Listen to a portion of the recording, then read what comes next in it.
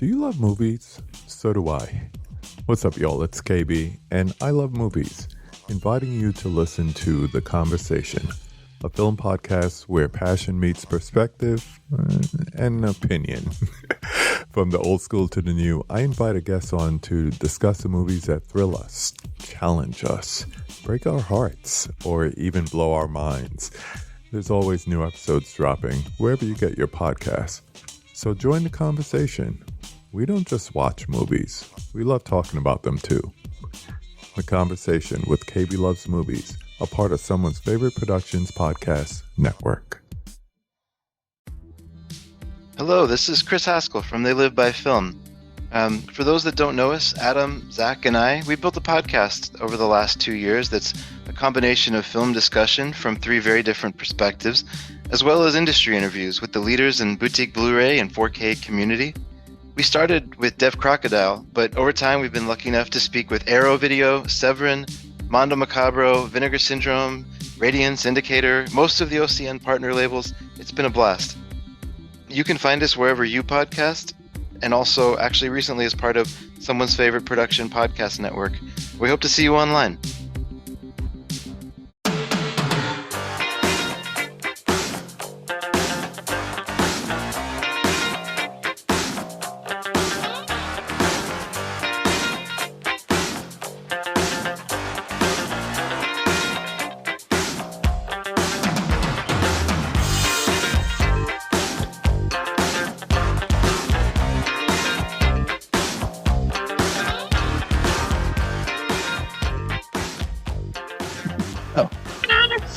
Muschietti presents a really loud movie.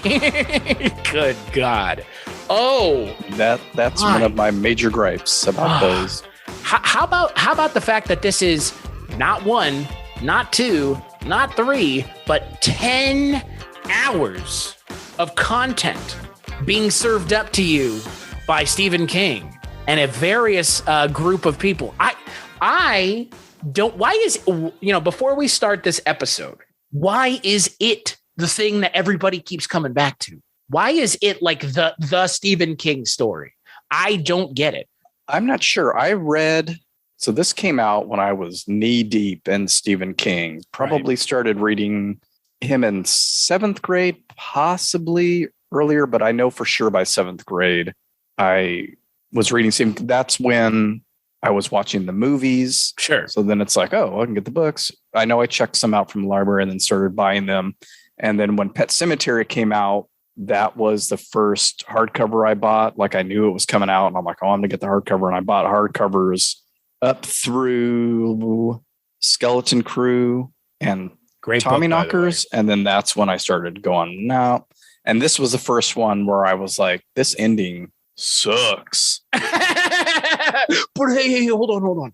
If we make a joke about it in the movie, it Like absolves 10 us of the fact that we fucking suck at ending long form narratives. That has been my complaint with Stephen King for as long as I've read Stephen King. Yeah. It's always Skeleton Crew. His short story collections are absolutely some of the finest horror short stories being written. His long form books oscillate between truly great, like The Dark Tower and The Stand, to ponderous, like It. I mean, it is a 40-hour audiobook. What the fuck do you have to say?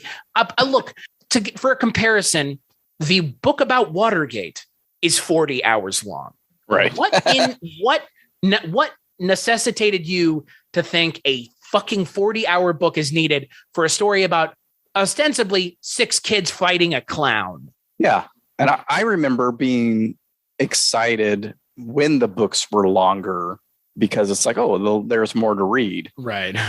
And I remember the first time reading that, I was like, oh, I don't know that I'll ever read this again. And then when Tommyknockers came out, I specifically thought to myself, I remember doing this, if this ends like it did, I'm done.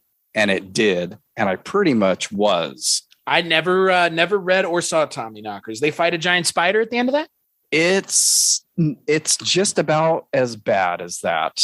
And the miniseries is just about as bad as the original It miniseries. So So ladies, but I reread it knowing that the new one was coming out, and it had been so long. So I went and I think I had given all my hardcovers to my brother-in-law at some point. So I went and got it back, read it, and really enjoyed it a lot more this time.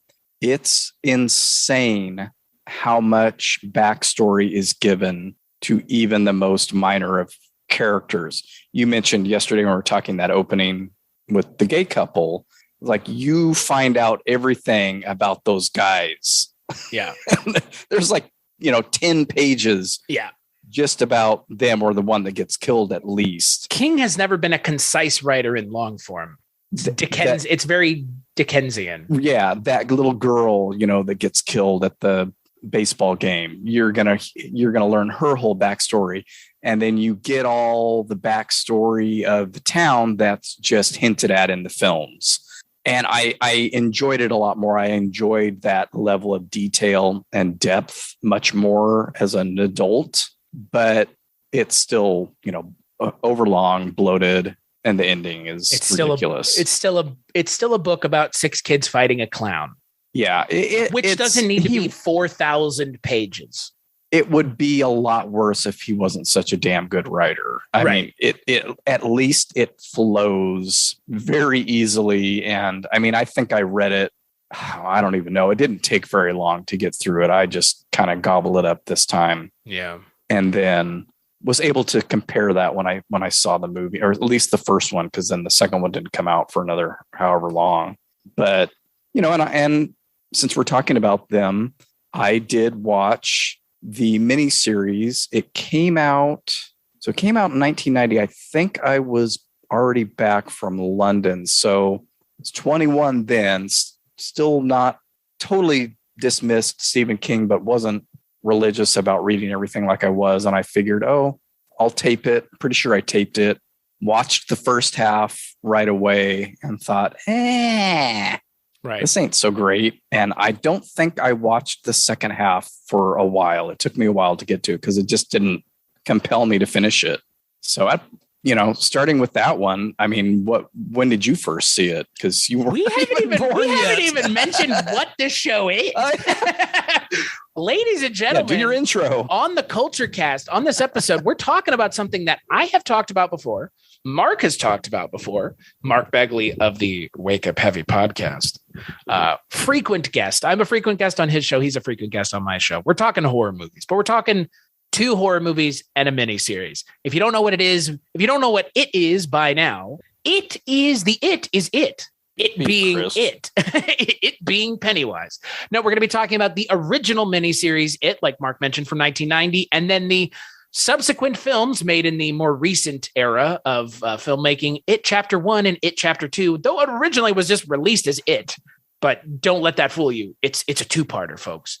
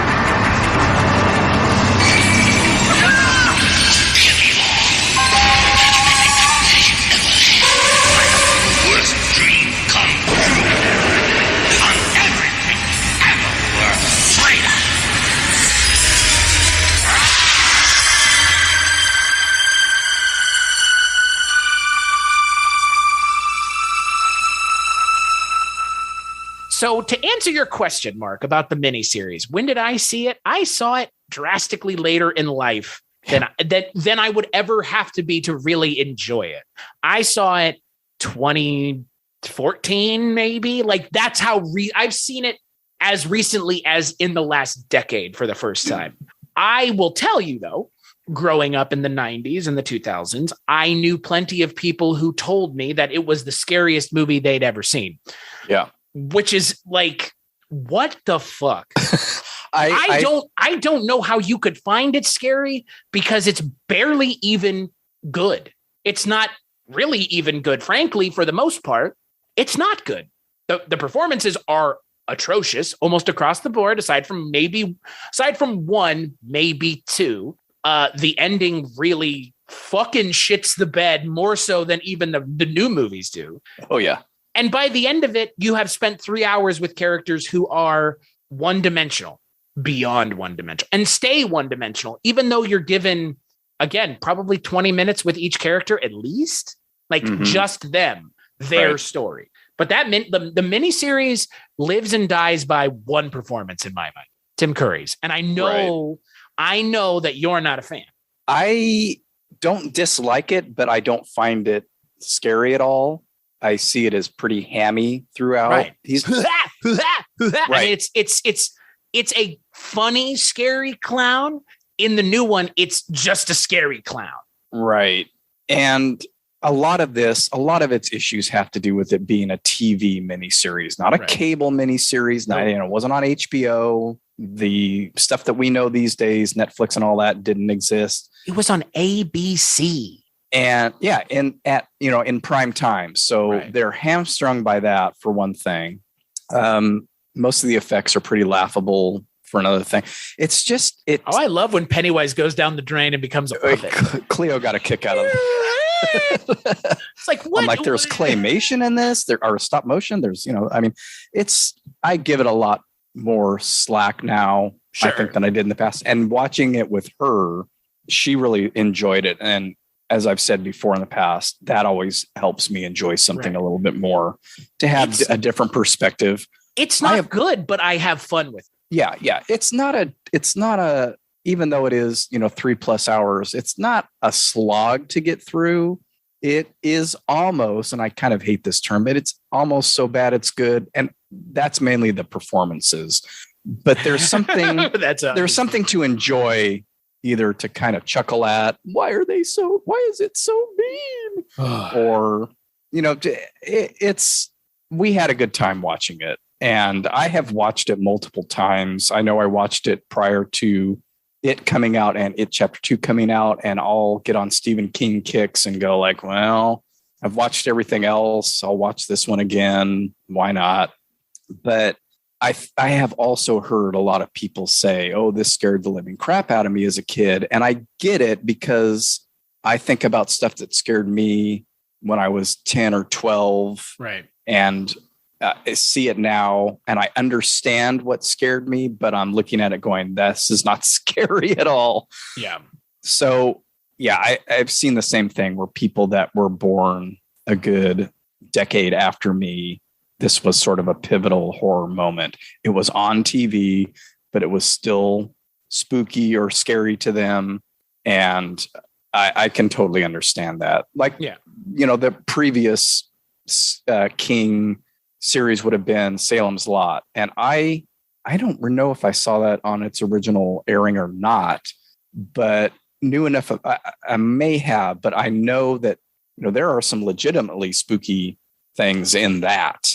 The kid at the window is the one thing that most people point at, but there are a couple other, speaking of Tobe Hooper again, there are a couple of other scenes that are scary, but it suffers from the same thing. It's a TV miniseries with a much smaller budget, with a TV cast that can't quite pull it off. And you're dealing with, especially with it, you're dealing with narrowing down such a widely focused book into, and they do a pretty good job of that in the miniseries. Like, it is almost 6 disparate narratives weaved together. Each of the kids has their own disparate narrative that is brought together through the framework of the Losers Club.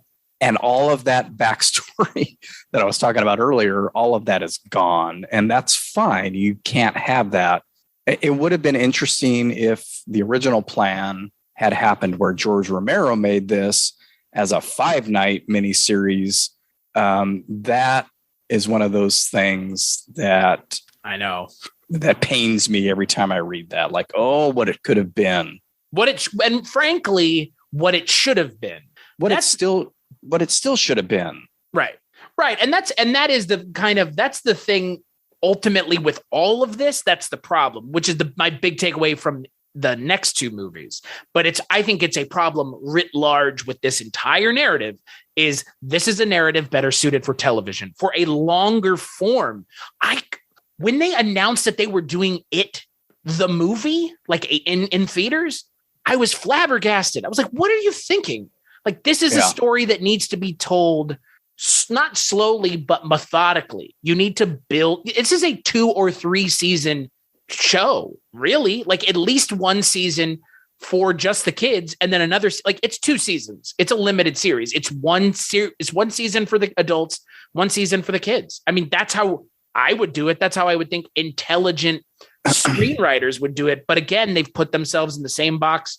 Again, in 90, they didn't put themselves in the box. That was the box that they constructed in the aughts. They have no fucking excuse as far as I'm concerned. Right. This was on TV because it had to be.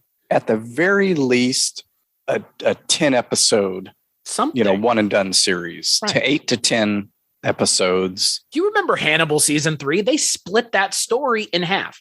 They could do that here. 5 episodes of the kids, 5 episodes of the adults. It's odd because that stuff was already happening when the first one came out. I remember when it got announced, and it was still up in the air as to what it was going to be. One long movie, split it in 2, and they never really figured that out, which is obvious when you see them now, that there was no set plan. It was just, this did really well, so now we can go ahead and do the second part. Right. Because it was still odd that the first recent was just the kids, and then you think, the second one's going to be just the adults.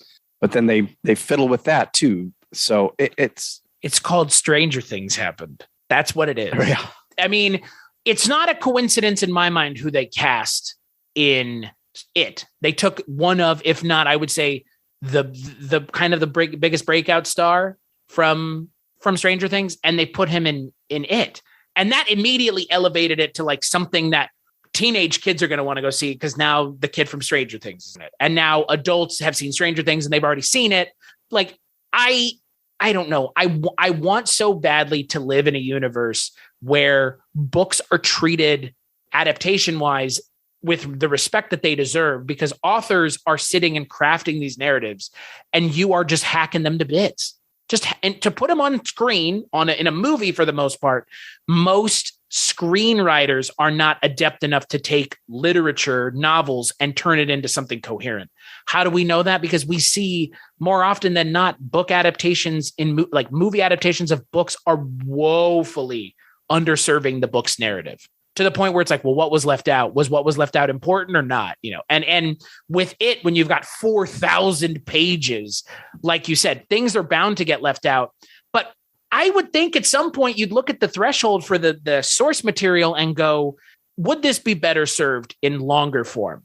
I mean, right. Peter Jackson now might do Lord of the Rings as a TV show, right? I mean, it's that kind of thing where it's like, why wouldn't you? It gives you, as the creator, more time to breathe. Maybe the studio's not giving it to you. Maybe that's what it is. But these are established intellectual properties.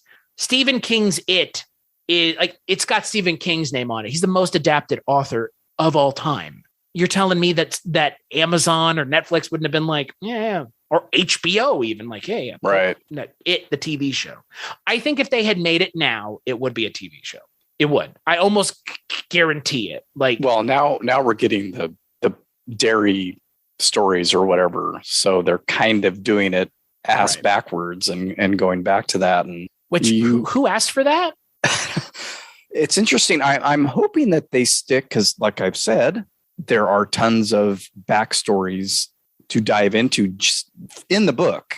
They don't even have to create new ones, which I'm sure they will, but there's a ton of stuff that is not even mentioned in any of the adaptations that over the years show this progression of Pennywise every 27 years, because he's been here for millennia. Right. And so you can hopefully they take some from the book and then create some new ones as well. But it could be interesting. I mean, I'll probably check it out. Honest to God, with it, like I was so sick and fucking tired of it when it came out, because it was just like the second one was overhyped. Like after the first one came out and it was so good, everybody was super excited for the second one, and the second one just falls flat hard on its face. It's like, funny. Well, no, I was gonna say no, go for it. Well, we'll get to that. We'll get to that. I think if we're talking about a coherent narrative being told from start to finish, as bad as the original is, which it's not great, again, but it's fun in like you said, and I would agree. I would go as far as to say it's good in a so bad it's good way. I would agree. Like, you know, the Annette O'Toole, why is it so mean? Pretty much everything with John Ritter, everything with Harry Dean Anderson for sure is just insufferable, but you got to laugh at it. And especially now with Annette O'Toole essentially refusing to talk about it, it's like, you knew what you were doing was bad, is what you're saying. Like, you have internalized your performance, and what they were asking you to do wasn't great. And it's not. It's most of the actors, like you said, can't get up over the hill of like, this is a television movie, and you're being asked to do probably a little bit more than you'd be asked to do elsewhere. And I don't think that anybody is able to get there. Nobody really gets there. Tim Curry as Pennywise is the best part of the original series. And Tim Reed is probably the most even throughout. Yeah. Yes. The Mike 100%. Character. But I would go as far as to say that that's the case in the sequels as well. At least the adult version of Mike is that's the thing. You know, it's hard to talk about one without talking about the other now. Yeah, right. Because I can't help but watch the original and go, okay, well, now that we live in a post-it, new it world, I'm going to always be looking at the way they did it. And again, differently, better is subjective. If you're going to get the narrative either way, right? I think we would both agree the original movie, the two subsequent, sequels or, movies, chapter 1 and chapter 2, the narrative is the same. Ultimately, the bones of the narrative are the same. For me, I would still rather watch the original, because I do like Tim Curry, because I find him being funny and scarier than just, I play games or whatever Bill Skarsgård does with his eyes. That's not scary to me. A guy crossing his, but it's not, I like it, but it's not scary. It's more. I really like his performance. I that's one thing that I probably said on the whatever Stephen King thing I did, that contrary to, most people, I prefer his performance, just his delivery. I like the voice that he's doing. I do like the crazy eye thing, because it's real and not CGI, and the slobber that just sort of happened because of the teeth that he's wearing. And I like the look of him better too. So I give. But he's a Hot Topic clown. You know what I mean? Yeah, exactly. It's like the Joker it's like Jared Leto's Joker. Like it's a scary clown that like no kid is gonna find Tim Curry scary. Like, until his eyes go yellow and his teeth come out. And he does that thing. Yeah. When he does that, then we're all on board. He's scary as fuck. But no teenager, because ultimately chapter 1 and chapter 2 were made for teenagers. It's a teenage horror movie in a lot of ways. I mean, just watch, especially the second one. And when we get to it, we'll talk about the thing that you hate the most and the thing that I make fun of all the time. The first one is not scary anymore. I don't think I think it's an interesting look at TV movies in the 90s, but it's not scary. It's Tim Curry's performance is an interesting performance, but it's not a scary performance. He's doing something that's in between. Yeah, it doesn't elicit chills or and for one thing, he's not in it very much. For a 3+ hour, when you watch it all at once now, it's 3 hours and something. He's in the movie. He's in it for like 12 minutes. He has like 12 minutes of screen time. So but he makes the most with it. Right. And the one thing, and I mentioned this to you the other day, that I always forget is that I always think that, okay, first night of the miniseries is all kids, second night is the adults. But like I realize every time I watch it, oh no, we do the flashback thing. It's more interwoven. It's just the second night is their adventure to kill it, but it's more structured more like the book actually was, where we hop back and forth The book is constantly cutting back and forth. Yeah. I mean, in every chapter, it'll say the date, so it was either 1950 something or 1980 something. In the book's case, like 85 and 55, I think. And it was updated to 59 and 89 for the miniseries. And I forget that because I always think, the second part is always less interesting because it's just all adults. But it's not really that. It's more of the adults. But even then, we still have flashbacks. And even with the original, I still prefer the kids, even though, again, they're not performing at a high level. I mean, even little Seth Green isn't really that great. I always forget. Yeah. I think Jonathan Brandis is probably the best of the child actors. He's good. And the girl that ended up in Ginger Snaps and a couple other horror movies, I forget her name. Oh, Emily Perkins. Yeah, she's pretty good. Honestly, I think the kids are pretty good. I would say the kids in the original, I'm not going to say they're better than the new one. They're different. It's a different kind of kid because they're kids in the 50s. Not kids in the 80s. Right. I don't know. Those performances work for me because they're going for a specific kind of performance. It hews closer to the original book in a lot of ways because these are kids. These are kids that are the kids from the book. In the new movie, it's 80s kids. They're Goonies kids who say shit and fuck. Like, Yeah. But Emily Perkins and Seth Green and Jonathan Brandis are standouts in the original cast for sure. They are definitely better than the adult actors in this. I mean, there's just no question about it. And like you already mentioned, even John Ritter, who I love in most stuff, I really feel like, and I may have read this, I don't think they had a lot of time to prepare for this. I think it was pretty rushed shoot. And that's very evident because the dialogue is so ham-fisted, it's not even funny.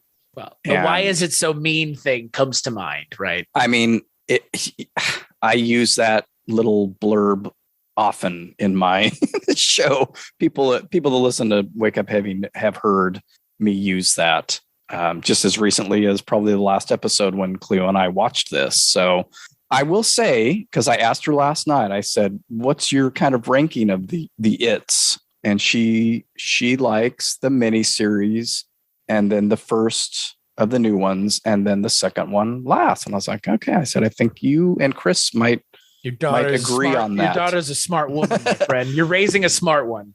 They're telling the same story. That's my problem. You can't even, not you, but I'm saying the you of the directors, by the end of the second I didn't feel like you justified the existence of this movie. I can go watch the original with its terrible climax, with a giant shitty stop motion. I mean, the stop motion spider looks good, but that's not the problem. The problem is it feels clunky at the end. Yeah, it's not shot well. No, it's in a very poorly lit, very clearly set bound location that looks it, feels it, and by the end of it, you're like, can this just be over? Can you just kill him and leave? I find it interesting that they went with the book for that instead of changing it like they do in the new stuff. Right. And like, you're not beholden to making this thing look like a spider. It could have been anything, something that you could actually manage with the special effects technology that you had back then, which was, make him more monstrous. We're a couple years removed from Jurassic Park. Yeah, make him more monstrous. Just have it be a person in a suit. Fine with that. That's what they were trying to avoid. And in trying to avoid that, they made it just look like a giant prop instead. That they're like, ooh, moving it like like Plan 9 from Outer Space. Yeah, I mean, those scenes with Dennis the octopus. That scene with Dennis Christopher where he's as Eddie Kaspbrak, where he's fighting, it is ridiculous. It looks so hokey. It looks hokey and fakey. But again, for me, it is the superior still because it's only it is only 30 minutes, 40 minutes longer than the second movie. Right. The second movie is almost 3 hours. Like what it just, why? Like at some point you've got to ask yourself, is this the medium that I should be telling this narrative through?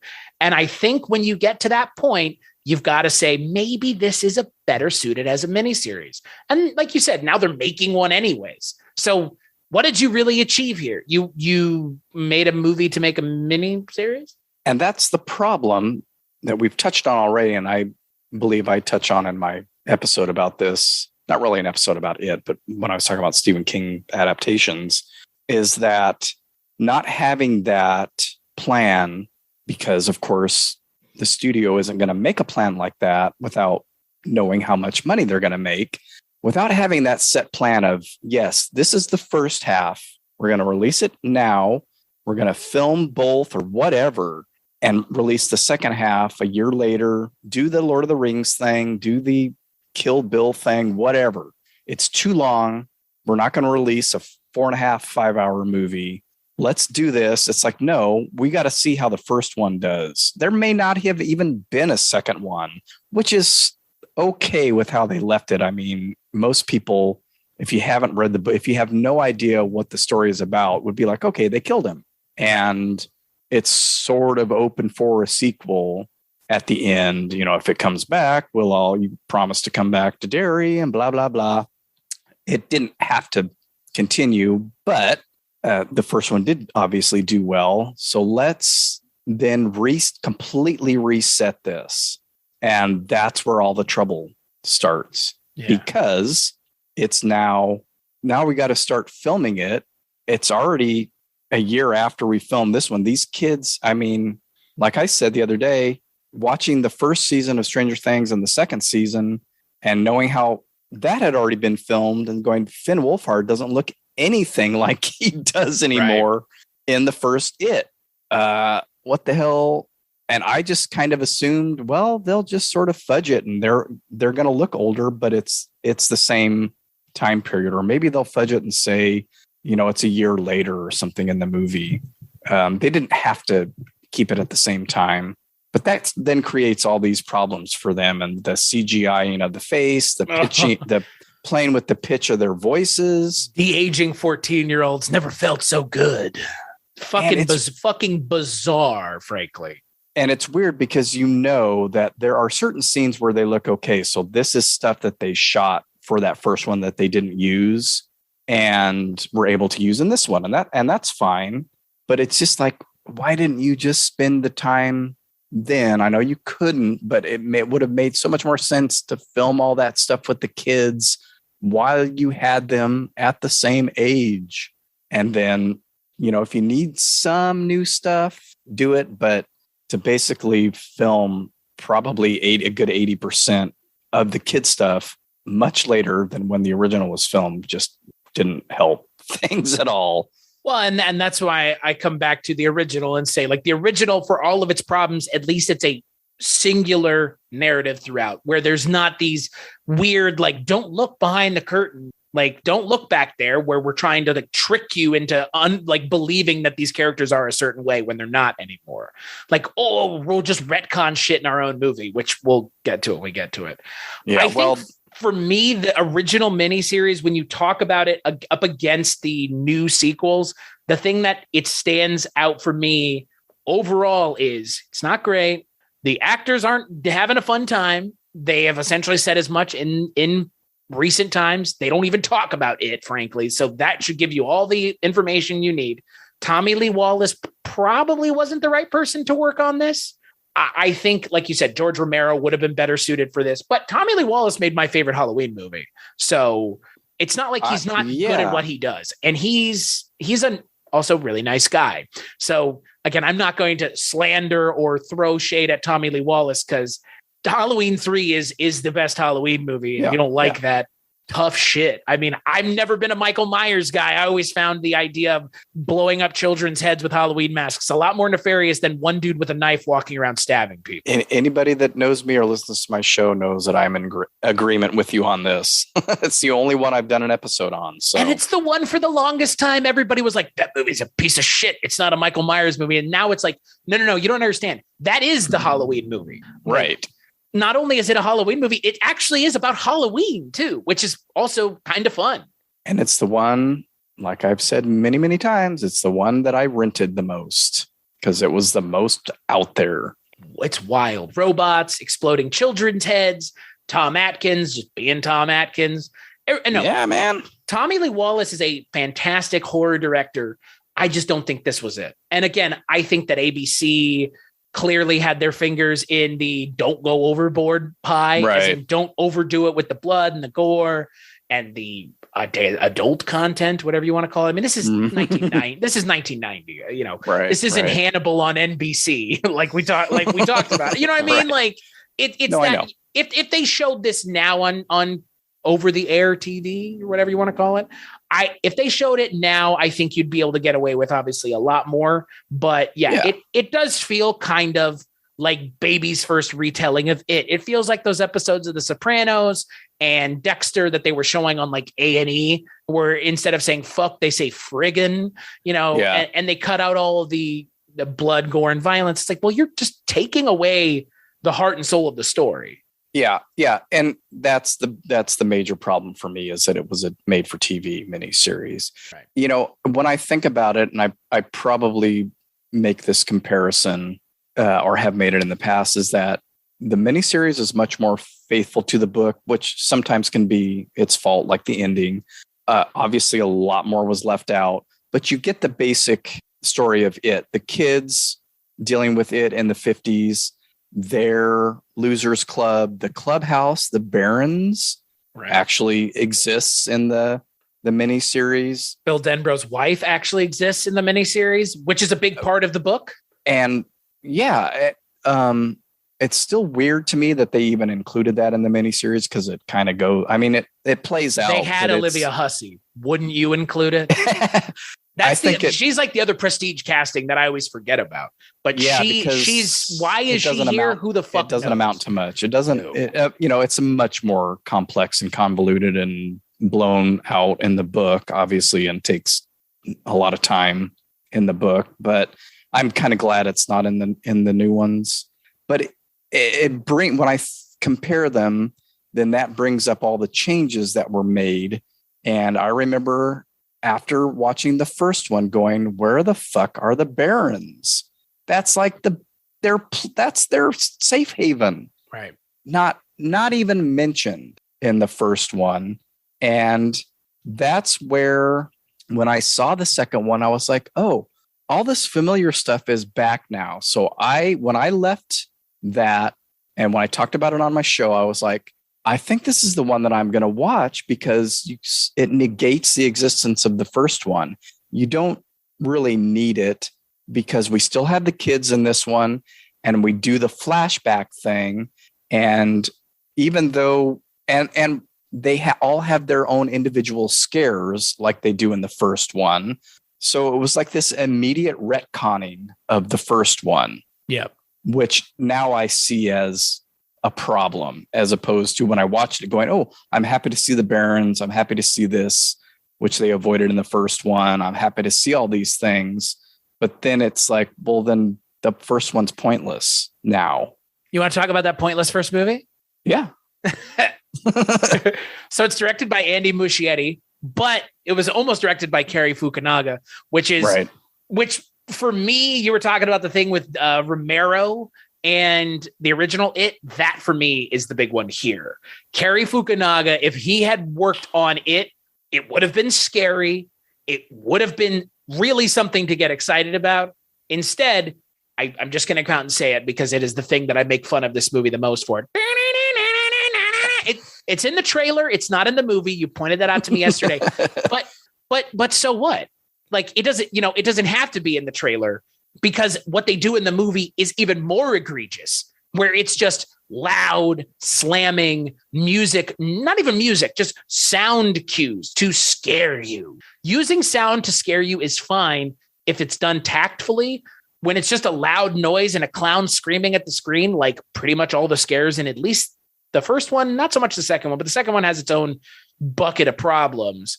In the first one, it's just like, shut the fuck up with the clown screaming constantly. Yeah. It's way too much. That was my major issue with that both of them is a lot of the scares start out really well. They're slow, creepy. The, Ben in the library and seeing an egg and then going, they all start out slow, eerie, and creepy. And then it's just loud, fast, and obnoxious. Every scare ends that way in the movie. Every one of their scares ends that way. You're not being hyperbolic, literally. Yeah.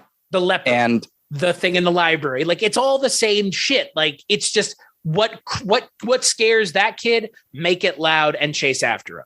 Right. Loud and go shaky and run towards the camera. Who's scared by that, I guess, is my question. Well, I think that's not trusting an audience to feel like dread or terror. It's assuming your audience is children is what it feels like.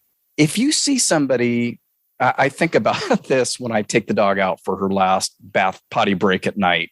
Like, if I saw somebody down the street and in shadow and I noticed them start to walk toward me, like, that would freak me the hell out. But if I turned around and somebody just went, it would startle me. But momentarily. But it wouldn't. I mean, obviously, maybe that's a bad example. It would scare me. But it would startle you momentarily. It's not like a sense of foreboding and dread. Right. It wouldn't make me feel like, it wouldn't make me think, what is this guy doing? Why is he walking toward me? I can't see his face. All that stuff. That's what I'm thinking when these scares start out. Ooh, what's that going to turn into? What's this? The only one that I think is effective, I really like the opening with Georgie. I think it's done very well. That whole back and forth with him and Pennywise and the storm drain. Feels like a proof of concept, doesn't it? It works for me. You know what I mean? Yeah. And then everything else is just loud, obnoxious, and fast. Even that scene has it, though, towards the end. Right. At the very, very end. But even that, I remember thinking that when he kind of unhinged his jaw and stuff, I was like, ooh, that's pretty cool. But yeah, after that, it's just like, I'm going to run towards you. There's going to be a loud noise on the soundtrack. And that's what scares people.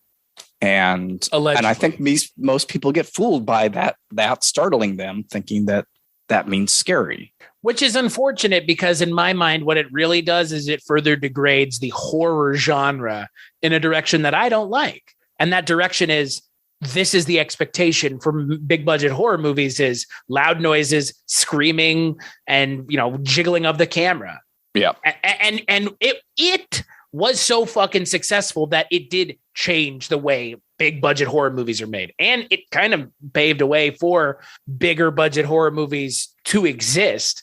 But at the same time, it didn't really, because what have we seen in the last 5 years since the first one came out that has really been influenced by it? I don't know. Right? Like, but the loud, fast stuff is very common in anything, like Blumhouse movies or something. Yep. Something like It Follows is more along what I'm thinking of, like some person just ambling towards you. Right. And I can understand that doesn't work for some people, but it works for me more on a, this is more realistic. This is what I would probably encounter in real life. Somebody ambling towards me, or just catching a shadow when you get up to use the bathroom in the middle of the night or something like that. Not, somebody pounding on your door or screaming their head off. I know their intentions. I know your intentions if you're jumping out and screaming at me. Right. Well, I mean, I think that kind of cuts to what this entire conversation about the way of using Pennywise is about. Either he's a loud, scary clown, which is what he is in the new movies, or he's quiet and creepy and menacing, which they do, like you mentioned, they do it a couple times, but it's almost like a disjointed scene where he's that for 3/4 of it. And then at the end, it's like, nah! It's like, please, that's not scary. But Bill Skarsgård is good. I'll give you that. I will give you that 100%. I'm not a huge fan of it, because for me, what it strikes me as is he and or the movie is trying too hard. You're trying too hard to be scary. You're doing the dancing and the eyes and the drooling. Like, You don't have to do all of that to be scary. You don't like that. All that other stuff is just window dressing. What I assumed the character was going to be was something really scary and delighted in playing with the children, as in like taunting them. And, he feeds off of their fear. That's what he eats. He eats them because he makes them feared. And then that seasons the meat. And then he eats the seasoned fear seasoned meat. Why does he not just kill all the kids at any point in this movie? Like, you know what I mean? Like, I've never understood that in any of these movies. It's like, just kill him. Yeah, just kill him, clown. He kills Georgie right away. Right. And obviously some of the other kids that have gone missing in the town. Yeah. Yeah, that's always been kind of... not trying to be Mr. Cinema Sins, but... They're obviously scared in each of their individual scenes in all adaptations. And I guess you can say not scared enough. I'm not going to do the movie's job for it or the book's job for it, because they don't say that. It feels like the 007 thing, the villain, like, you took the words right out of my mouth. I'm going to let you sit and think about this while you're sitting on the table with the circular saw going towards your crotch. Let me tell you my plan. Yeah. Where it's like, just shoot him. Speaking of Seth Green, like in Austin Powers, Dad, just shoot him. He's right there. Just put a gun to his head and shoot him. Like, Pennywise, why don't you just kill him? Like, he has them all on their own.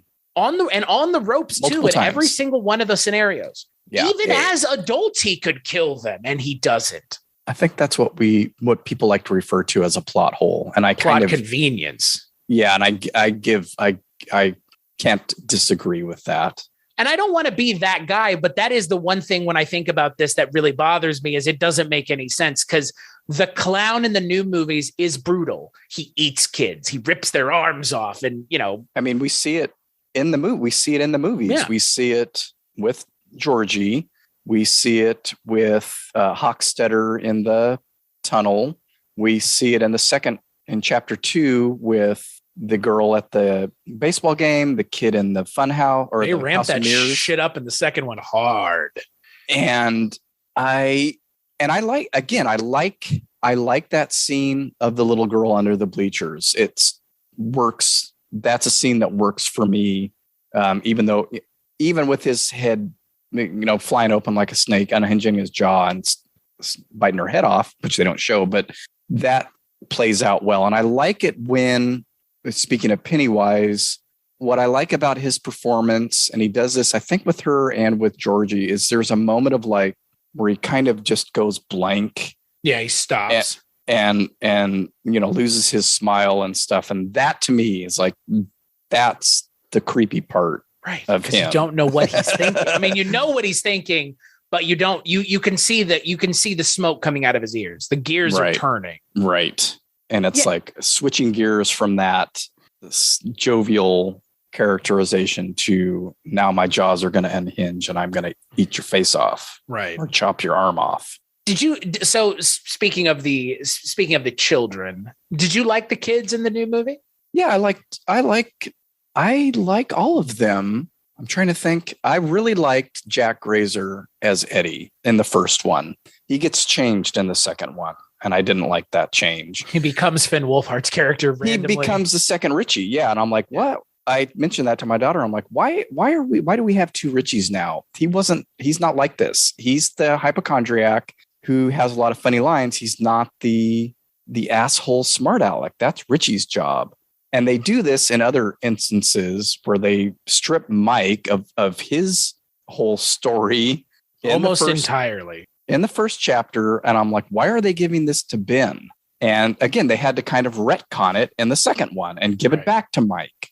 Mike is the one that does all the history studying, or the studying about the history of Derry in the book, in the original miniseries. And basically in the second one, because they have to give it back to him, or Ben has to stay and be the librarian. Which makes no sense, because that's completely changing the narrative.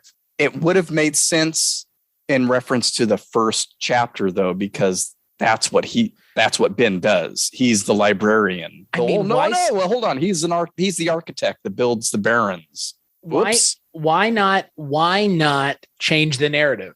That's the other thing I don't understand. Why not make your own? Like, you've got the framework, but do your own thing. Like, Yeah. Are people going to be, the question I have is, I guess, if we can assume that you leave 50% out, right? Let's just say 50%. I'm not saying that, but let's say you have a narrative, a novel that you're adapting. You leave 50% of it out.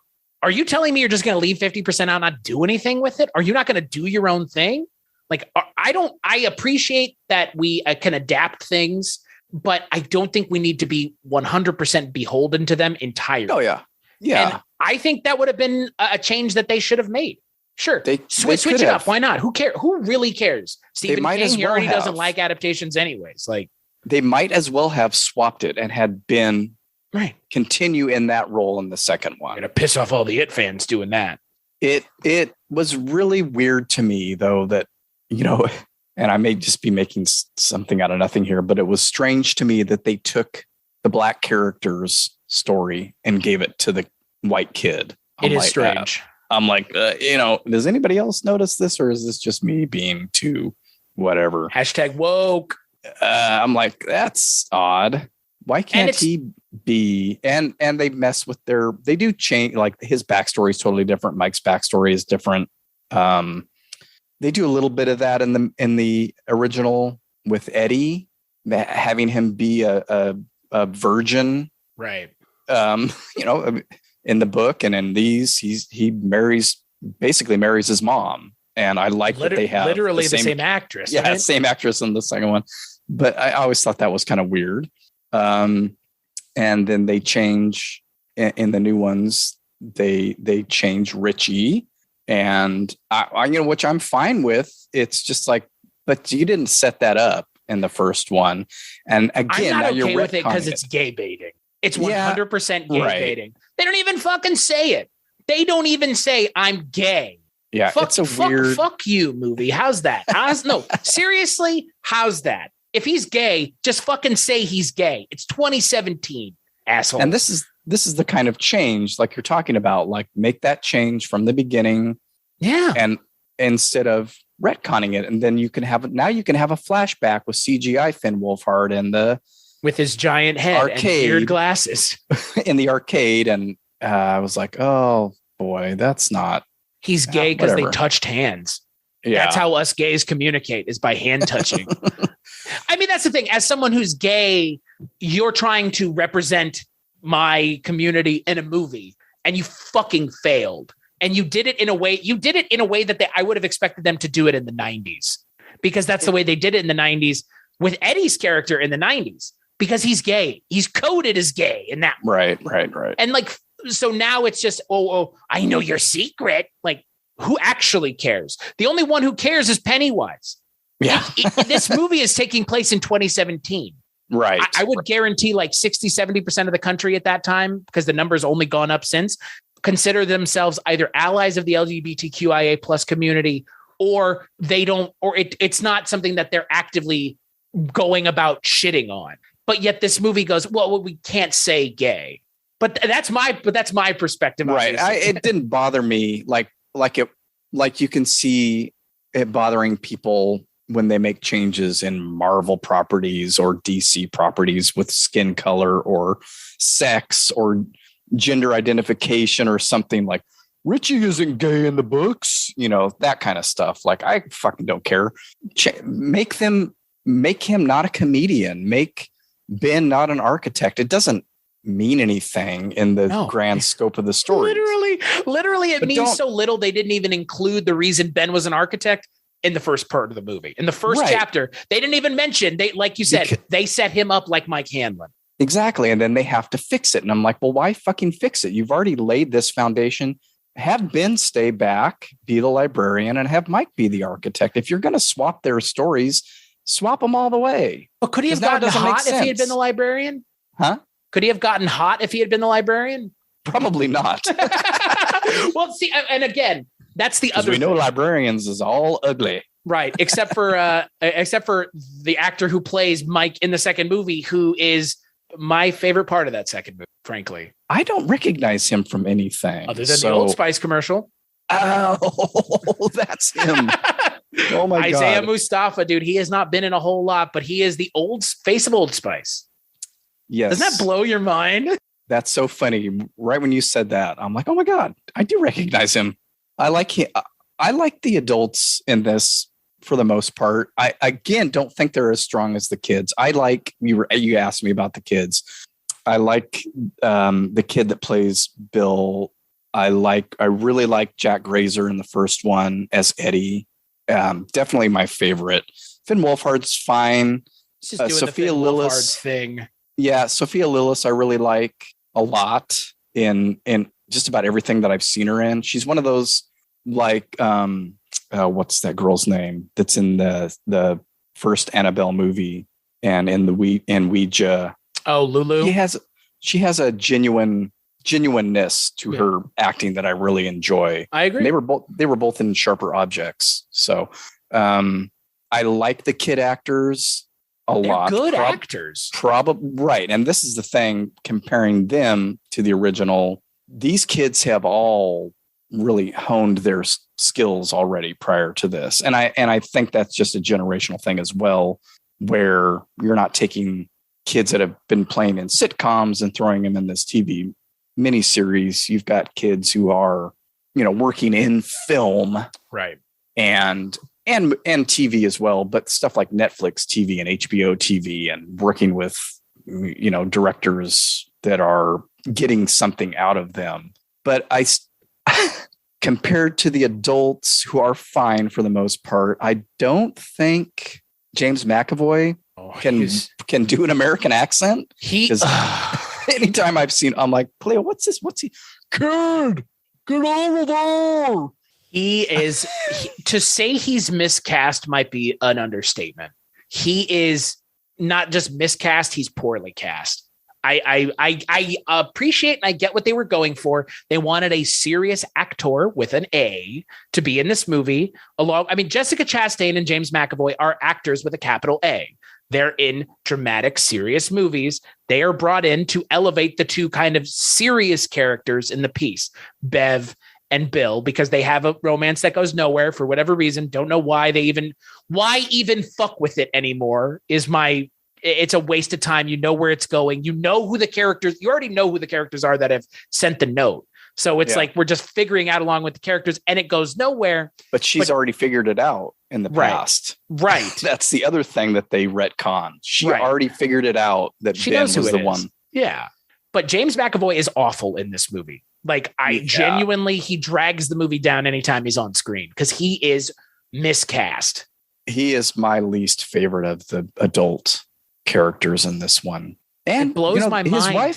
His wife is in it, but only at the beginning, thank God. Right. But what's funny with is Peter Bogdanovich. Right. Rest in peace. Yeah. But what's funny is I remember I'm sure you got caught up in it too. Like, who are they going to cast as the adults in the second? Yeah. They a lot of the sites that I was reading at the time, they called James McAvoy almost immediately. Huh. They were like the kind and of Jessica Chastain. Right. Those were the two that were like, these are the kind of our, bucket list casting would be Jessica Chastain as Bev. Yeah, makes sense. She's a redheaded actress. Okay, fine. And James McAvoy though.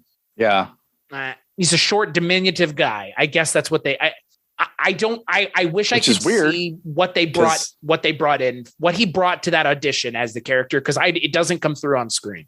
I mean, the kid isn't a short statured kid. No. And he grows like 5 inches. But Bill Hader, the first time I watched it, when it first came out, the first 2 movies, when I first saw him initially, or at least the second one, I liked him a lot. This second time, God, it's just a lot. It's just constant. 10 million times better than Harry Dean Anderson, though, and his awful improv. Yeah, he improv'd all his jokes in that original, and they are just absolutely hideous. Yeah, well, in comparison to Harry Dean Anderson, yeah, R.I.P. again. Yeah, Bill Hader looks like fucking Alec Guinness, obviously, but the entire movie is about Bill Denbrough, effectively. It opens with his character. Does it end with his character? No, but kind of. I mean, the story comes full circle in a way that he is ostensibly the lead. And James McAvoy the second one has a lot of problems. The retconning is a big one. But the casting of James McAvoy as your second lead or your first lead, I guess, Bill's definitely the lead. He's the lead of the book and the right original, and because it's Georgie dying that starts all of this, so it has to be his story. At least James McAvoy didn't have an awful ponytail. I wish they had it. Speaking of, I would have loved that they used that as their homage to the original miniseries. Hey James, you got to have a ponytail. What? Well, at least he's still an author, but it allowed them to get some cracks at Stephen King in. Yeah. Which again, it feels like it's like, oh, you're going to hang a lantern on the fact that this movie's ending is going to suck. And many of the books that came after this had endings that sucked. Cell, The Dome. Shall we continue? We could run them. Knockers. We can run them down. That's the thing. Needful Thing. Well, Needful Things is okay, but that's another one that was kind of like, do you know where your books are going to end before you start writing them? Because it sort of feels like you don't, brother. It's called cocaine. It's a hell of a yeah. That had a lot to do with it. I mean, that's whenever I make jokes about it or whenever anyone brings it up, I always go, that's the book that Stephen King created along with his best friend, Cocaine, because it's a 4,000-page book about a fucking clown. Like, what the hell, man? Like, at some point, the story's got to end, and it ending with a giant spider in the new movie is just as bad in the original, but actually, frankly, worse because it goes on for like 3 times as long. It's half of the movie. The movie's 2.5 hours long. That's why I said to my daughter, I'm like, did we finish this when we watched it a couple months ago? Because I was struggling with remembering the finale, the extended finale of this one, and how we replay a lot of what happened in the first one. And that's when I started. I think I just tuned out the last time we watched it before watching it the other day. Oh, you mean you didn't like it becomes the fucking repetitive fetch quest in the middle of the movie? It becomes that I don't mind so much. But again, that's repeating a lot of what happened in the first one. So they do this thing where they're like, well, we all went apart at some point during the summer, which you saw, but then there was a secondary part to that. And it's like, fuck you. Yeah. That's so annoying. retconny, lazy. It's like the thing with the Barons where it's like, oh, remember this clubhouse we had? It's like, no, because you didn't go there in the first movie. You didn't show it or you didn't even mention it. It's like they think the audience are dummies. You ran through it to have the rock fight. That's the only instance of it. And it is very retconny. And that becomes much more apparent now, even though I'm glad to see that stuff in there. It's like, well, why wasn't this in the first movie? Right. You made these choices to leave stuff out for time or whatever to hit on these other things in the first one. And now you're playing catch up and you're changing things in the interim.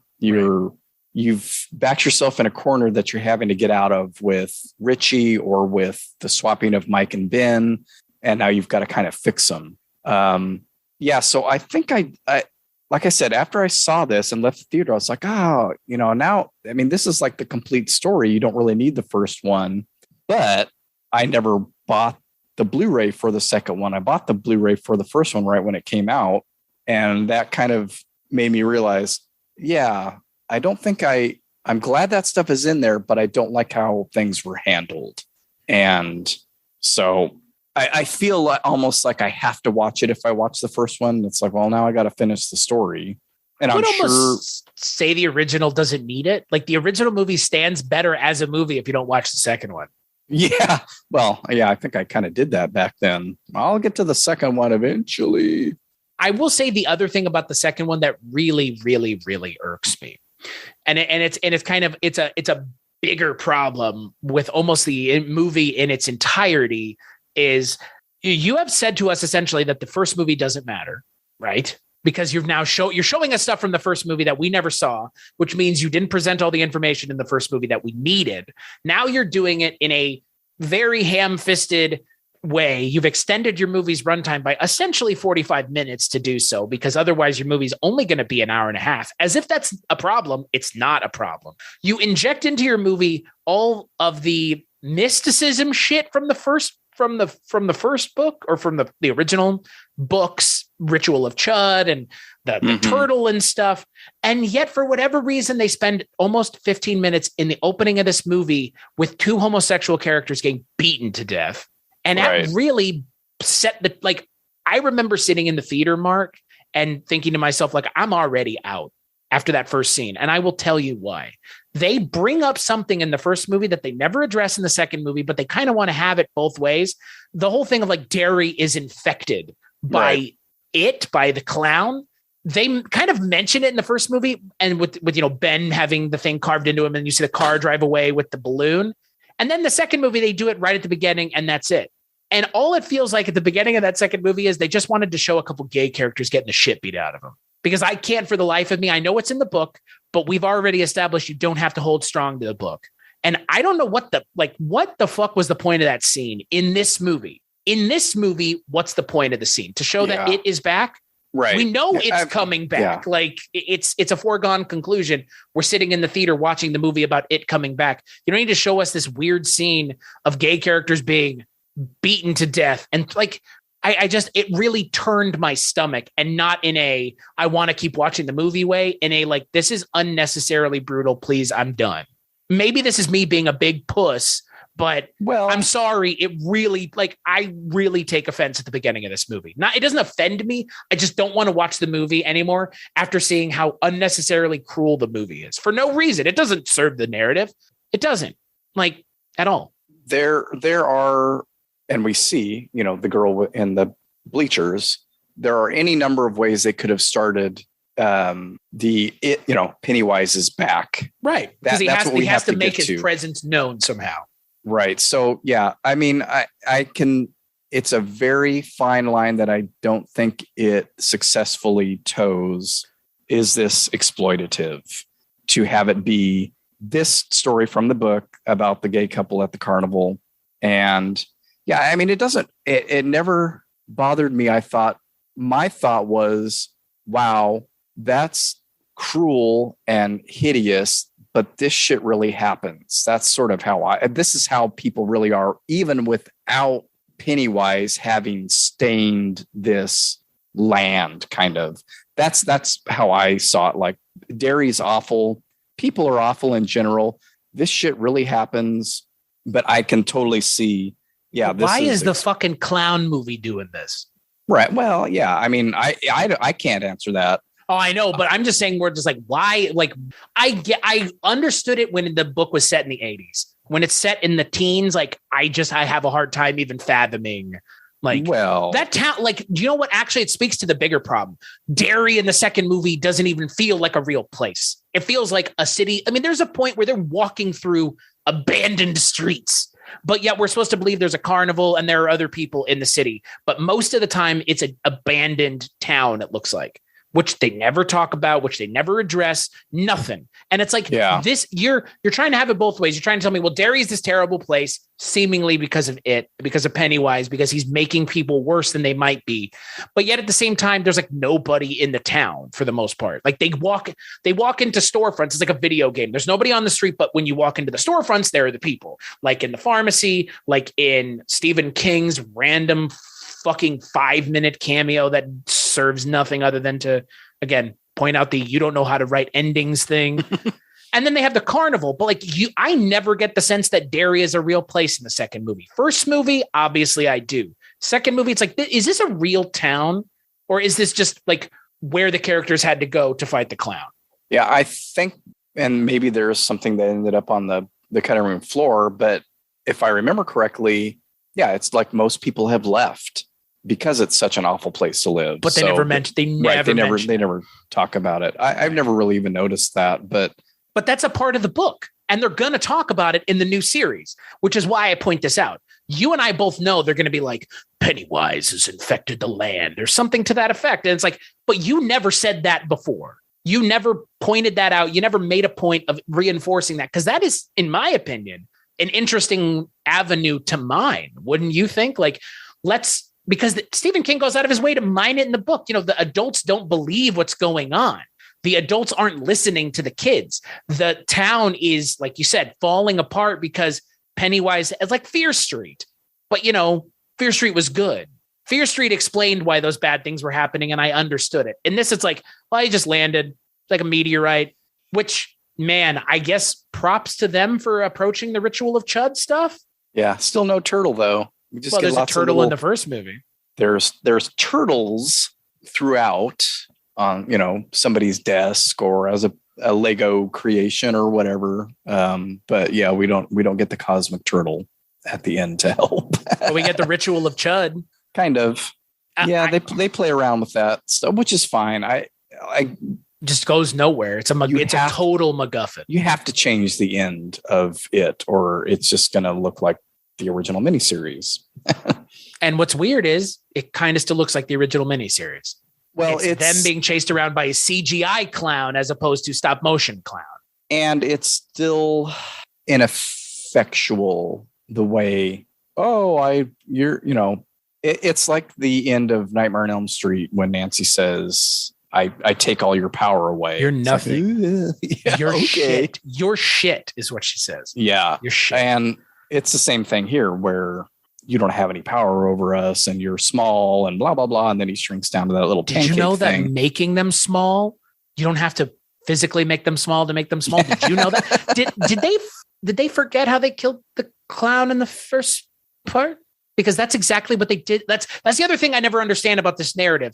We're being led to believe that they forgot everything, but they didn't, right? Because Mike didn't forget everything and they remember everything at the end. So they just magically fucking remembered how to kill the clown that they've already killed before by doing the exact same thing. Like, come on, man. Like this, it's just, I've never understood the second part of the story's existence because the second part of the story has never been executed well because there's nothing there. You're telling the story from the first part all over again. Right. But not as good. It's not enough for them to just be adults. That's the problem with all of this. It's never just enough for them to be adults. That's not enough. I think that's the problem with the story in general is that the story itself. That's why in the miniseries, that's why in these movies, that's why in the book, the adult sections are the least interesting. Just have it kids on an adventure and they like the first half of the new stuff and they kill it. It would be fine. Right. I mean, that's, kids in peril is inherently more interesting than adults in peril, especially in the time and place that they're setting it. That first movie is less of a Stephen King It adaptation and more of an adaptation of The Goonies and E.T. with more horror dressing, with a true horror narrative on top of it. Because those characters in the original, in It Chapter 1 are not, like we've already mentioned, are not very close to the characters in the book. They're kind of their own thing because, again, this is being transposed into the 80s. These kids can't act the same. It wouldn't be believable. They wouldn't be scared of the same things. They have, for whatever reason, at the end of the second movie, the new one, Ben going, "You're just a mummy." It's like, that wasn't even in this fucking movie. Like that's in the original. That's the whole Universal Monsters thing. That was what Stephen King was trying to do with it, was shoehorn in the Universal Monsters because they show up in the book as Frankenstein and the Wolfman and the Mummy. That's nowhere in the movie. But yet they go, "You're just a mummy." And it's like, that is not from this story. That's from the original It story. That's from the It TV series, but that's not from this. So why are you saying that? It's so bizarre. Like they don't know where they lie on the spectrum of the It story because they're getting their own wires mixed. Did we say this? Didn't we say this? Did we show them this? Did we change it? It's like, do you even know? And does he not see a mummy at some point in the first one? I know that Ben's scares are the headless kid and the eggs and the librarian, but in the house, maybe not. I don't remember. Yeah, it's there in the original because he sees the fucking wolf. That's right. That may be what I'm thinking of. And yeah, he does. Yeah, I wonder if that's just supposed to be a callback. Well, the fervent fans of It. Well, and Ben is, I believe, the only returning actor from the original. The kid that played Ben is in that office, in the architecture office or whatever. Well, because they're trying to convince you that he's the original, that he's Ben all grown up. Right. That's true. Because he would have been the more believable Ben grown up. That's the other thing, that the whole, like, he's not fat anymore, now he's hot. Like, oh my God, are we still doing that? Yeah. I don't know. Like, what's weird is there are idiosyncrasies in the original It story that do not play now, that don't have any point or purpose being in the new narrative, and they kept him in there. Like the whole, he's skinny now, so he's hot. It's like, fuck you, movie. Like, good Lord. What the One thing they don't keep, though, is the preteen gangbang. Hey, Let's not leave this conversation without bringing up the preteen gangbang. Almost to the end of the episode, and I thought we were going to make it to the end without mentioning it, but no gangbang, folks. So because it was needed to begin with. The miniseries, I think she gives them all a hug, and in the new one, she gives them all a smooch or something like that. You know, I'm going to admit something here, and I may have done this on the little episode I did, but I remember that from reading it the first time and how weird it was. And does it need to be in the book? No. But I sort of felt like I understood what he was going for, in that the idea of them, the only thing, they were so close, but the only thing that was missing was the physical act of love. And it's just so weird to even to talk about that way. But that's sort of the point of that. Is it necessary? Obviously not. That's basically what they used to defeat him that first time as kids. Love is the preteen gangbang. Like, we love each other deeply, but the only thing that we haven't done is experience the physical act of love.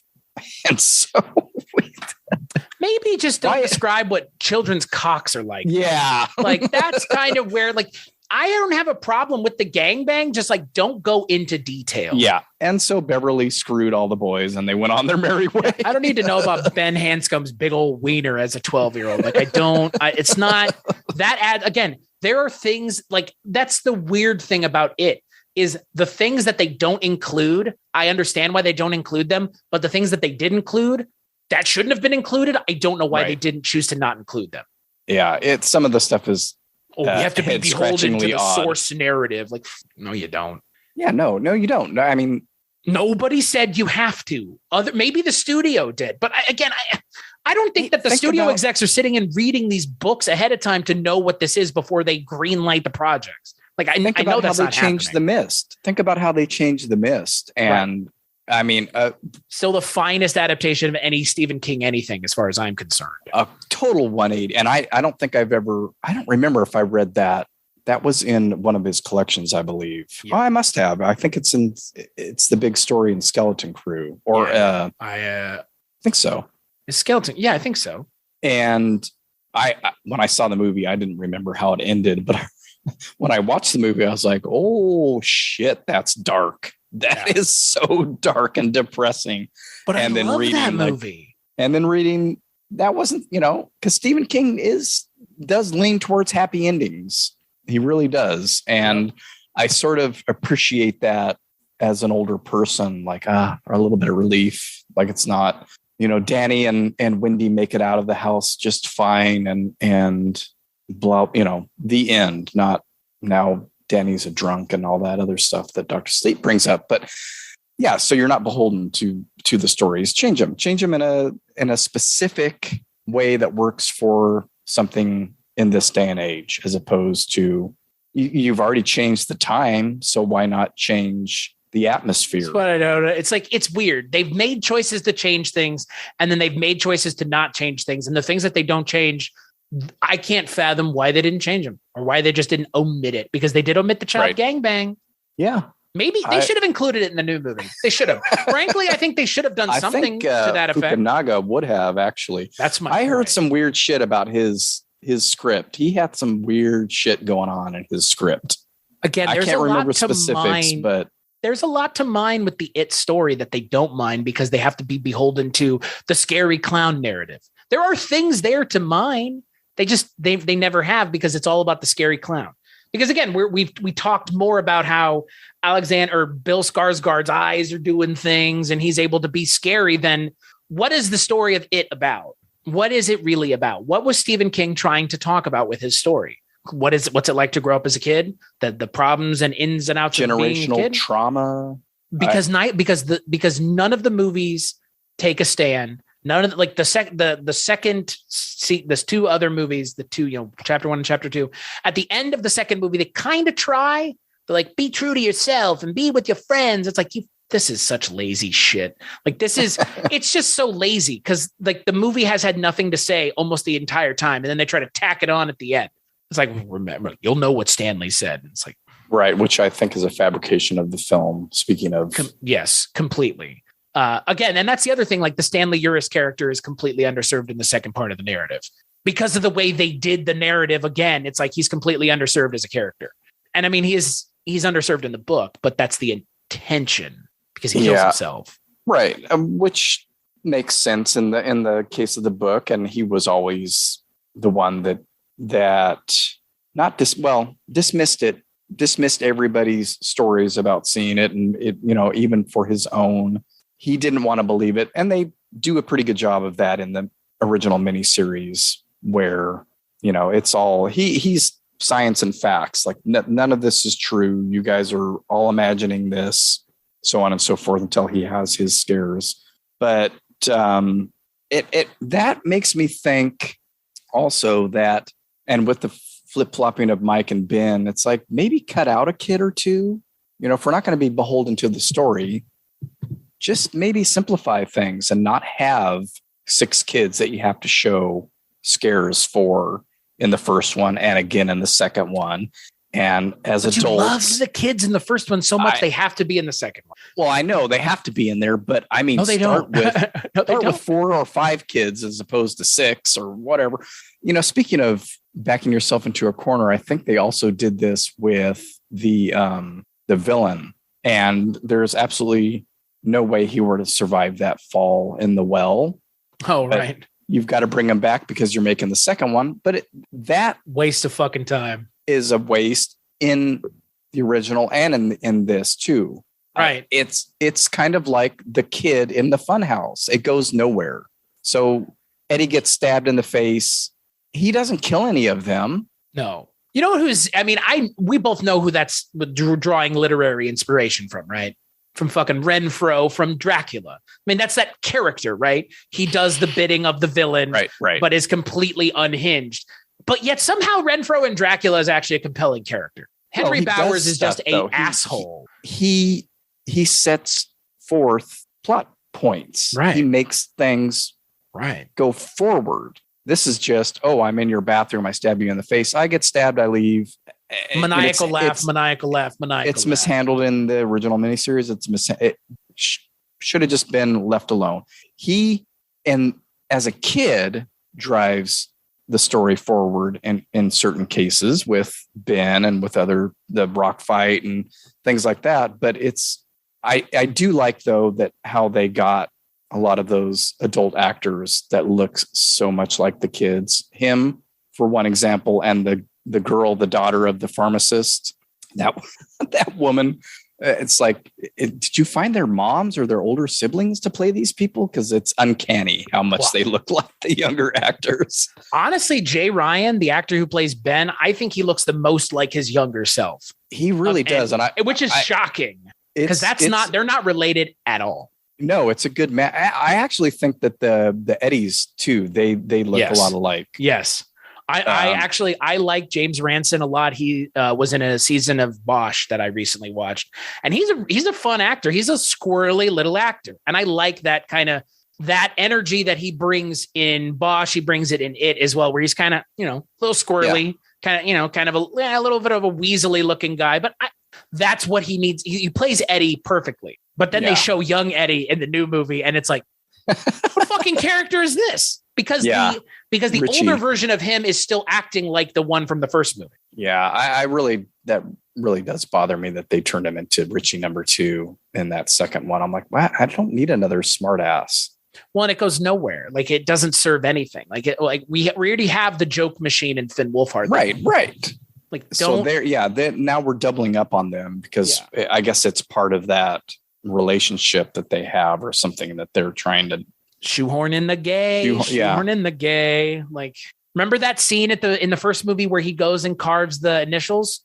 Wait, they didn't do that. That's the thing. Like, they're referencing things in the second movie that never happened. Right. The flashbacks are cut them out of this fucking movie entirely. Are different things than what we saw before, which is fine in a certain respect, as in, like I mentioned, the book and the original go back and forth throughout the whole thing. Here, it's like we're going to have the best of both worlds. Because that first movie was such a success, cynically, they were like, put the kids in it again. You got to have the kids. It's like, no, we don't. We, you know what? The perfect shot would have been take all the kids stuff out other than the way the film opens, which I think is rather successful, where she's, Bev's levitating or whatever. And then just have the kids at the end of the movie where you see them looking in the reflection and seeing themselves. And that would have been a good earned moment. Instead, it's like, I have seen the kids. They look fucking weird. They sound fucking weird because they've been CGI'd. I mean, Finn Wolfhard looks like he has a beach ball for a head. I don't know how else to describe it, but whatever they did to Finn Wolfhard to de-age him makes him look odd, like a CGI character. Yeah. And you can really notice it on a couple of them more than the others. Yeah. Ben, Eddie, and Finn Wolfhard and Richie all look odd. They look very strange. And it's like, what? So it's like that thing in Justice League, Whedon's version of Justice League, where it's like, why okay. So you're going to do the whole CGI mouth thing and make the problem worse. Like, don't make the problem worse. Just go with it. Because you know what? If you do what they did, everybody's going to notice that you digitally de-aged 15-year-olds. Everybody's going to notice that their voices have been pitched up digitally because we have the first movie to go back to. Yeah. Like you said at the top of this, like they should have just filmed them together. I know why they didn't, but I also have this really strange idea that Stephen King movies are successful when they come out. Yeah. Like, it's a Stephen King movie. Is it going to be, are we going to make money? Like, yeah, I think so. It's a scary clown movie. I really think they should have had enough confidence and say, shoot all the kids stuff, just shoot a shitload of kids stuff and use that for the flashbacks in the second one if you want it or whatever. They may have been thinking all along, well, we're not going to use the kids in the second one. And I feel like that was the idea, but you kind of can't because you're not going to do a whole movie. I mean, I understand what you're saying, have it just be them, but it's not going to do nearly as well because it's not the interesting part of the story. It then just don't tell the fucking isn't. Second part of the story is my point. Yeah. You know what I mean? Like the second part of the story is not compelling anyway. So why are we keep going back to it? Yeah. You know, and look, I think a lot of it also stands on the shoulders, and we've talked about him before. Gary Dauberman, who I'm not a huge fan of his. He wrote The Nun. That movie is bad. It Chapter 2, It Chapter 1. He wrote Annabelle and Annabelle Creation and Annabelle Comes Home. Annabelle, I like those. Yeah, I like all the Annabelles. They're okay. They're better than The Nun and The Case of La Llorona. That's for sure. Oh, fuck yeah.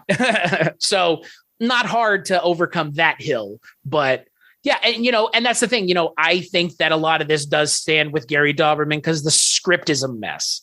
It's a narrative mess. It's narratively disjointed. You have the scene where Ben falls into the Barrens and then all of a sudden it's like, they're kids now. Why? Right. What? No, just again, it's just, this movie is 2 hours and 40 minutes long. There is plenty of spots to cut things. You know what I mean? They know where the places were to make the cuts. They just decided like, well, you know what? In the age of Marvel movies being 2 hours and 50 minutes, people aren't going to complain that they're getting more movie. They want more movie. They want to sit there and have more Pennywise dancing around and Bill Skarsgård without the makeup on. Whatever that scene was, I don't even know what that scene was supposed to be, where he just shows up as Bill Skarsgård, but Pennywise is an alien. So was that the person that he's imitating? That's not from the book. So that's like, and I know they've always wanted to, and now they're doing it to a Pennywise origin story because that's a thing that anybody asked for.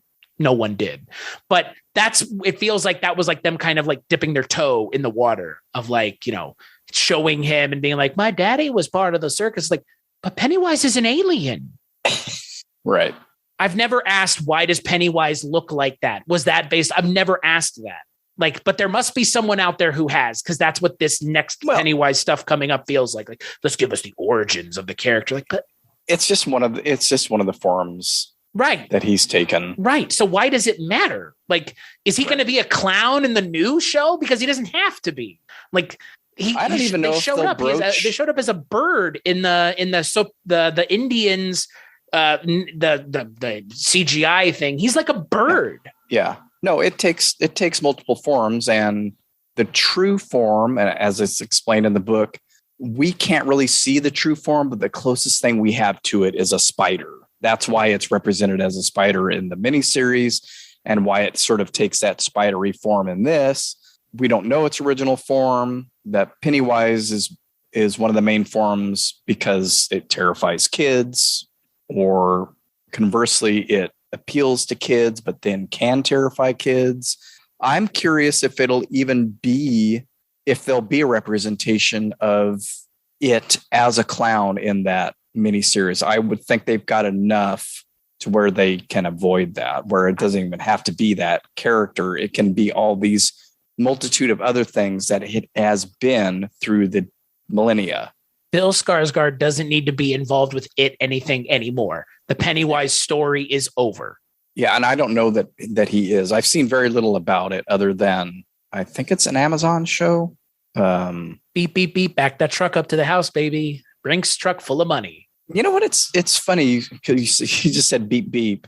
And it's so constant. It's so constant in the book. And it's never explained in any of the adaptations. Like, they say it a couple times in the original, they say it a couple times, but they never explain this is what we do to get Richie to shut up. And that has always annoyed me. Oh, is that what that is? I thought that was like beep, beep, like the clown with the little horn. That's what they would say to Richie to get him to stop, because he's ADHD and constantly talking. And so beep, beep, Richie is the cue to shut up. Huh. But they never explain it. And I always thought it was like a clown related thing. Kiss me, fat boy. On that Tim note, Curry's line delivery is always better than again, that's the thing. The lines that I remember from the movie, I don't remember Bill Skarsgård saying them. I remember Tim Curry saying them. Because again, Bill Skarsgård he looks weird. That's the point. I appreciate and understand why people like his performance, but for me, it's a visually stunning performance. But outside of that, it's just look scary and run around, jump up and down. Like, all right.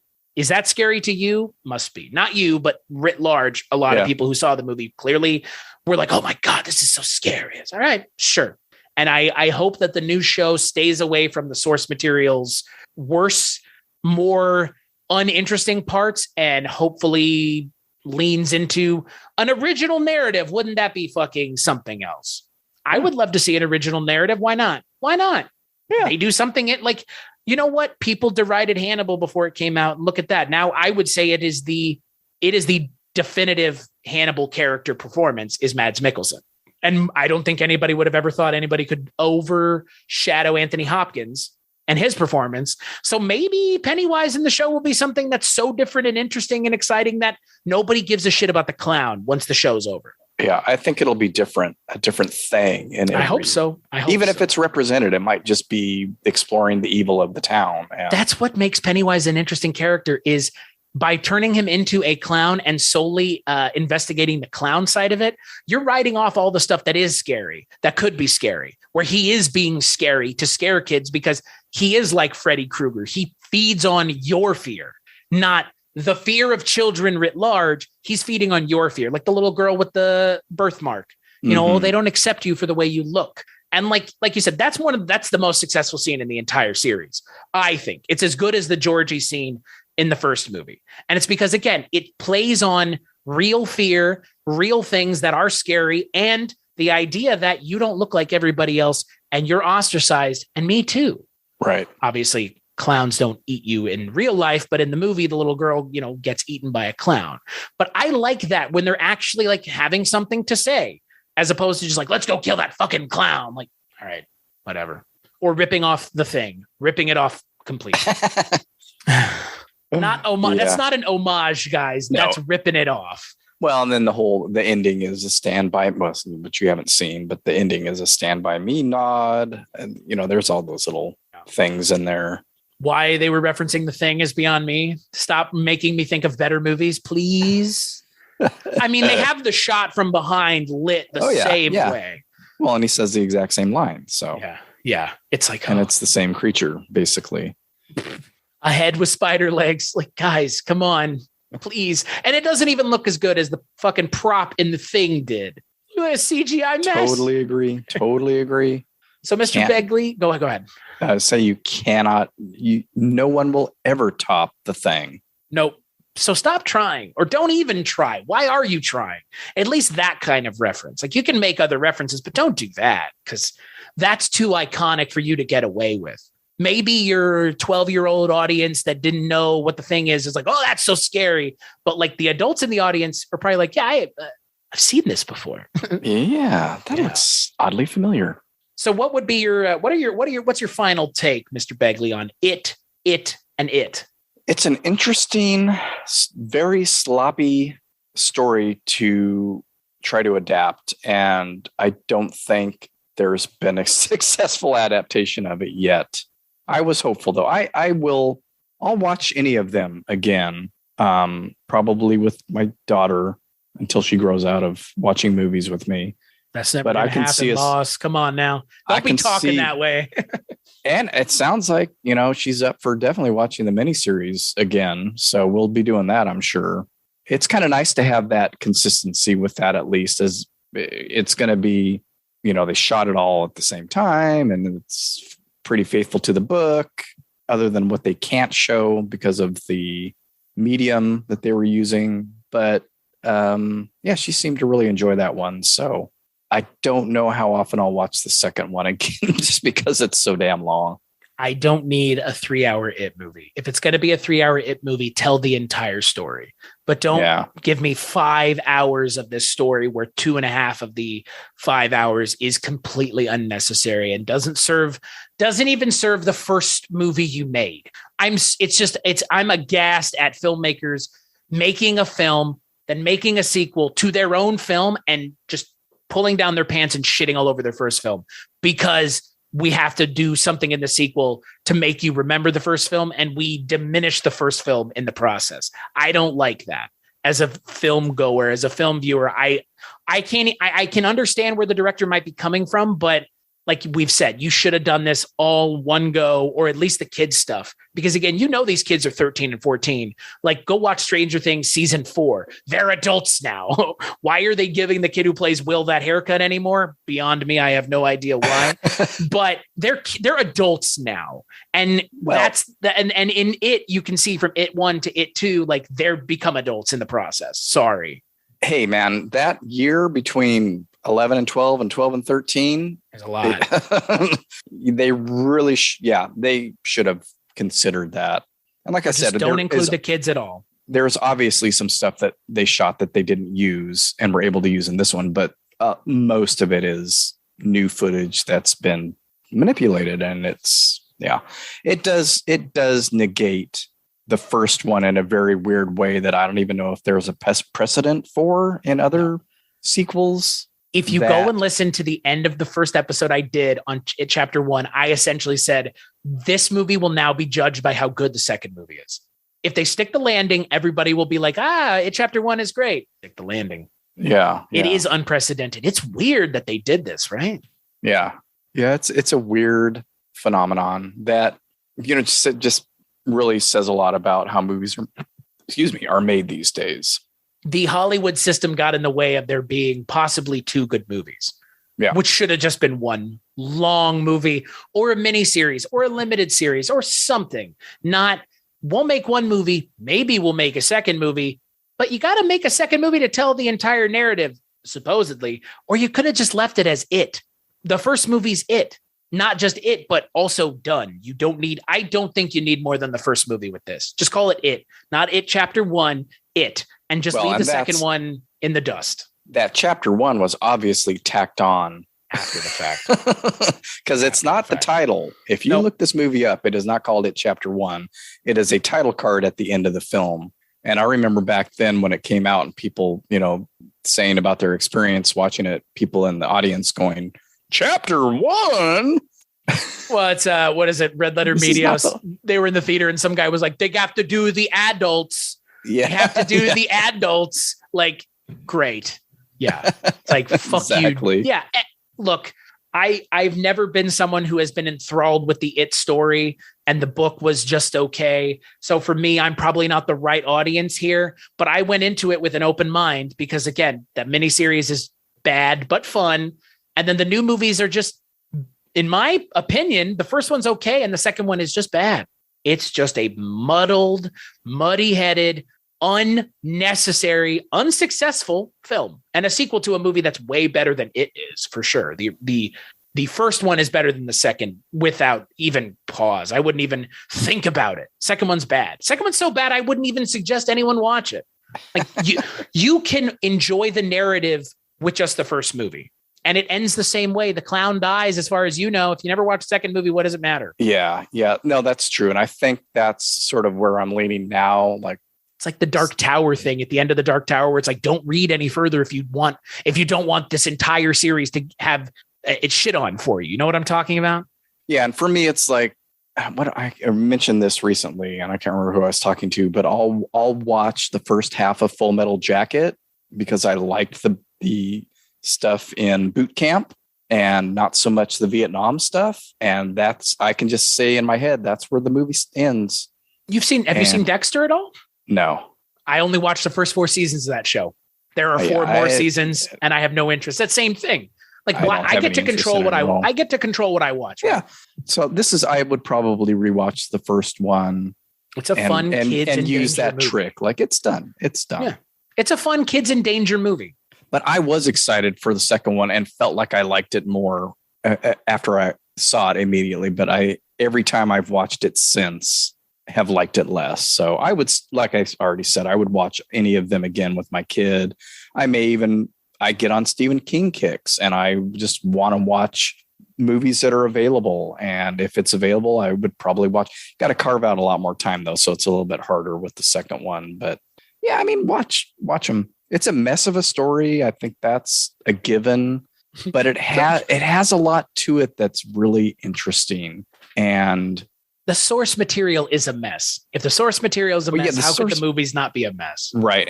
And they do a good job of cutting out the mess in the original. It's just hampered by other things. And, it's cut out the stuff that's a mess, maybe take some liberties and right. We'll see. We'll see what the miniseries is like, or what the show is like. Not a miniseries, the show. It for me is one of those books that's unfilmable. It's like Dune. It's one of those things where like I haven't seen a really good adaptation of it yet.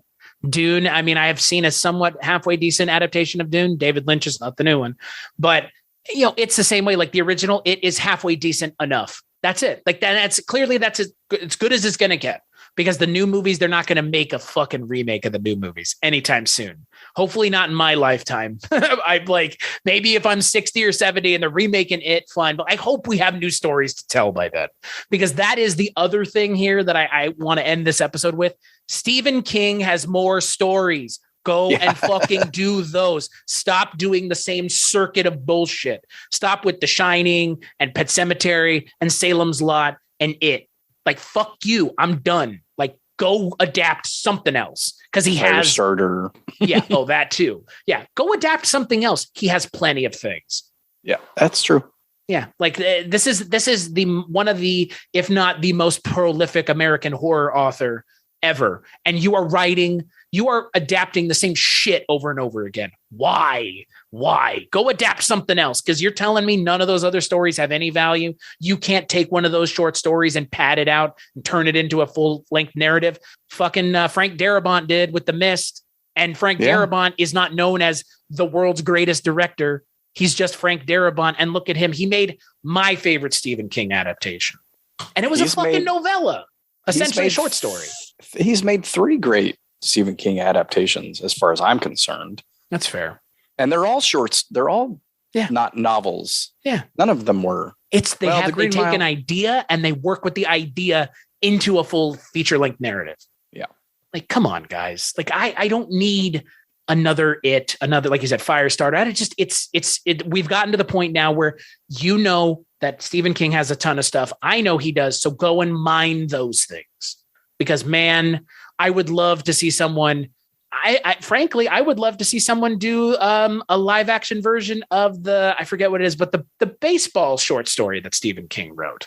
Like, go look at his other stuff. The Girl Who Loved Tom Seaver or something. No, like that? One about the guy who I forget what it is, Blockade Billy or whatever, where it's like the guy who doesn't let anybody past him on first base. Do you know what I'm talking about? Mm-mm. It's a very weird Stephen King story. But again, it's like, he is such a prolific author. I mean, he wrote The Running Man. Come on, guys. Like, it's not 1-to-1 with the Arnold movie, but that's how far back we're talking with Stephen King. Yeah, I don't know how many short stories. I have 5 or 6 collections of short stories. His short stories are where it's at, man. Clearly, and you get it. Not very many of them have been adapted. A number from Night Shift, but there is a lot out there to do. Stop doing the goddamn clown movies, please. Do a Stephen King anthology TV show where you adapt the short stories into episodes. Why hasn't anyone done that? They don't pay me shit to come up with these ideas, but someone please steal it from me, because tell me why that hasn't happened. You know what I mean? We're sitting at a time and place with the media consumption and the media output that there is no reason why Stephen King stuff shouldn't just be adapted more if that's what people want, but just stop adapting the same stuff, because those other things are probably dirt cheap to adapt. They're dollar babies. I bet a lot of them are. So, boy, we've come all the way around back to the beginning of it, huh? Back to Mr. Sure. Stephen King, where it all began. Mr. Begley, where can people find you talking about Stephen King things that aren't it? They can find me at wakeupheavy.com, on social media, Netflix, Twitter. What's a place called? Twitter, Instagram, Facebook, and Letterboxd at wakeupheavy. Stream the show wherever you listen to podcasts. And that's about it. As for me, go ahead. No, I was going to say, and I did do a series talking about the books and the adaptations, mainly from when I was a kid. So it kind of stops around it. So there's 6 or 7 sort of short episodes, Stephen King through 1974 to 1979, 1980 to 83, et cetera, et cetera. So find those on wakeupheavy.com. And as for me, cstachiw.com, cstachiw.com. That's my link tree. Go there for all the things I work on. Like Mark mentioned, I've been on his show several times, so you should go check his show out and check out the episodes I'm on if that's a thing you're into. And Mark's been on my show a fair amount, at least once a month. So check out those episodes, mainly horror movies, but we do talk about other things from time to time. Mark even programmed a month this year. Ed Begley Jr. Begley Jr. So that's where you can find all that. Spring on you next year. Ed Begley Jr. Part 2. Or just Ed Begley. Yeah, that's fair. Senior. And patreon.com/culturecast, culturecast.com. Rate and review the show on iTunes, please. That is the best spot to do it to help us out. Mark, thank you so much for joining me for yet another impromptu conversation about 3 movies. We tend to do that. That's our shtick. Yeah, it kind of is. So we watched it. I don't know if you should too, but make sure to check out the next episode.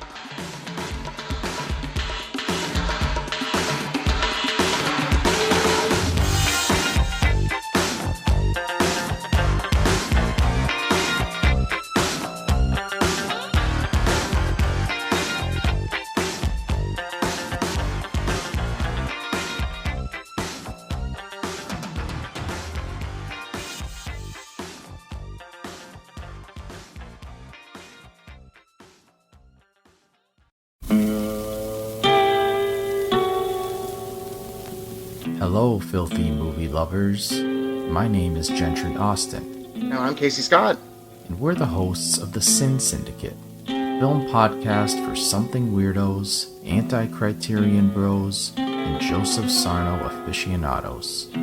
Join us semi-weekly as we peer into the adults-only theaters and sticky-floored cinemas of the golden age of sexploitation, when the morals were loose, the laws were murky, and the intercourse was all simulated.